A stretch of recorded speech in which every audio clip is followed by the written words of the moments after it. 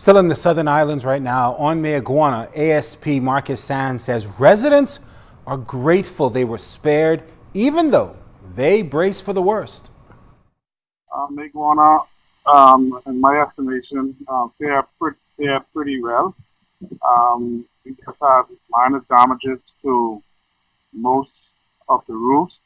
That includes shingle and some plywood exposure. We have some power lines down in all of the various settlements. There have been minor flooding in some of the areas, but all the roads are passable. We have some damages to some of the businesses and churches. Roof damage to two churches in Abrams Bay, which include the St. James Church as well as the Zion Baptist.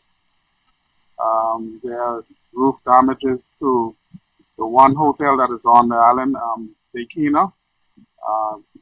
There's shingle damage to that. The airport was checked, is cleared. There's no debris on the runway, so that is clear for any plane that want to come in. Basically,